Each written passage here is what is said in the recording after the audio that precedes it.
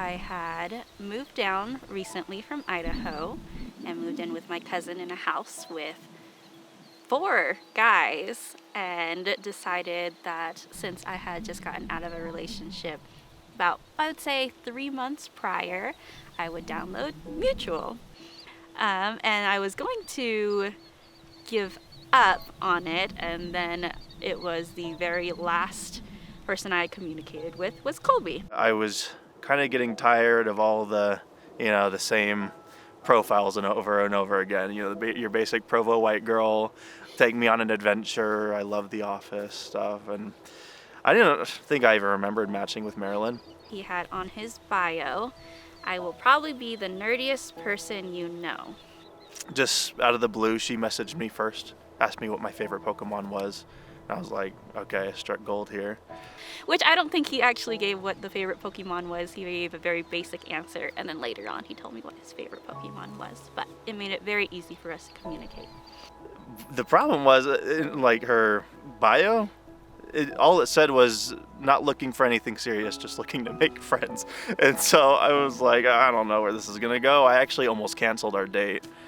And so then it then started. We set up a date, which I almost did not go on that date because I had to go back up to Idaho to help my previous job with a shift. And I did not end up going to that because my car kept having problems. So by, some would say, luck, divine intervention, whatever it had to be, I decided to stay in Utah and then go on that date with Colby. It's been a while since I'd been on a date and went to ramen. I was already completely in love with her on that first date. I enjoyed her company. I wanted to do it again, and we immediately set a second date for the next week. So we went to Asa Ramen, which is a very good ramen joint. We met there, and then we decided to keep on talking. Our date ended up stretching out to like 8 hours, and pretty much our fate was sealed then. So. On our first date, we did meet at Asa Ramen, so first time meeting each other. Had ramen, which was great. We decided to go there because he had served his mission in Japan. I had just gone to Japan. And we had talked a little bit in our conversation over Mutual about how I had served in Japan, how she really enjoys Japanese food since she went on vacation there. So we decided to go there. And we liked the date so much as we were talking over ramen that we decided to extend it a little bit. So we actually went to a virtual reality arcade right after that. Play some games. So that's how we also bonded as well, because we both play video games. So we had played at the VR studio, did some shooting games, avoided the horror games as much as possible, for me at least. And then as much as he wanted the date to go on longer, I knew I had some stuff to get done, so I told him, I had to get some cleaning done back at the house, and he made up the excuse, I have homework to do as well. He didn't have homework to do. He wanted it to go on longer. Then we made up some phony excuse about how I had homework to do or she had work to do, just to, I guess, those games you play on the first date where it's like, I gotta show that I'm not too interested. So we drove our separate ways. Later on, I had texted him that day a picture of myself and all my roommates. We were making curry together. And just saying hey, making Japanese curry, had fun on the date, it was great. And then he followed up with, yes, we should also go on another date next week. And I had to play it off of, I'll check my schedule. But I didn't have anything else that next week either. So, and then we had planned our date for next week. I didn't tell her this till way later, but I had I don't remember if I had called my dad, if I was that excited, or if he had just happened to call me and asked how the date went. But in that phone call, I said, this girl is awesome. I think she could probably be the one. It was at that moment when he had taken me up to Squaw Peak.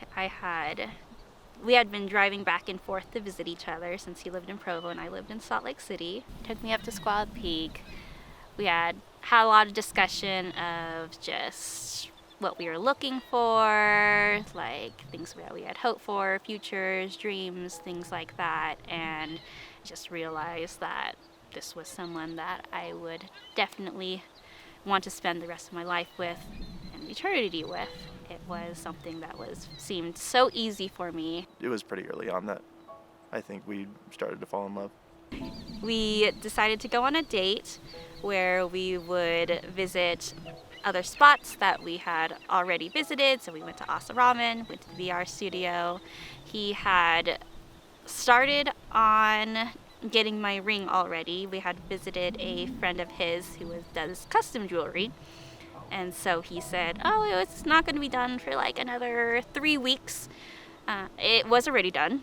And so he just said that so that way I wouldn't know he already had the ring and it was ready. And so we had gone to Asa, went to the VR studio, then we went up to Squaw Peak, which is also known at BYU as like Makeout Peak, which he had already taken me at beforehand, of course. He decided to take me out from the car, which I just had an overlook. 2 of my roommates were already there to film, and then 2 of his very close friends from home were there to film as well. I think it was just one spontaneous date that we had gone on there before where we went up, and that was where I think we really started to open up and start having our more serious conversations, those conversations you need to have before you deeply commit to someone. And we had talked about some uncomfortable things about our past, gotten to know each other more on a deeper level, and ever since then I felt like we were like really in it, that we had for real said I love you. And then he had a ring pop that he had, and it was mystery flavor. And the background story to that was about 3 months into where we were dating. We were pretty serious already because we realized that we just meshed together very well. We liked each other a lot. We pretty much had said that we loved each other at that point. And so I had joked and he said, you could just propose and just give me a ring pop or something along that lines. Like, we don't need like some big ring or anything like that. And so he had gotten me a ring pop. He's like, haha, I got one for you. And that was 3 months into when we were dating. So back to the story. At Squaw Peak, got a ring pop, mystery flavor. He's like, I got you a ring pop. And I was like, oh, thanks. I had saved the original ring pop that he had given me the first 3 weeks that we were dating. And so I had told him, well, I'll just save this one too. And he was persistent at that point that I opened that ring pop because he worked at a packaging company so he could reseal the ring pop package. And so he had me open the ring pop. The ring pop wasn't in there. It was actually the ring that he had put in there. And so then he got down on one knee and then proposed. It started pretty early. And 3 weeks in, we had already kind of known that we were going to marry each other. I decided to recreate our first date and then ended up there with kind of a scenic view and had some friends tag along to video it. But just proposed to her at Squaw Peak after recreating our first date and being in the spot where we first said I love you. Still stayed engaged and dated for about a year. When it came to the thought of, do I want to marry Colby? It was the easiest decision I had ever made in my life.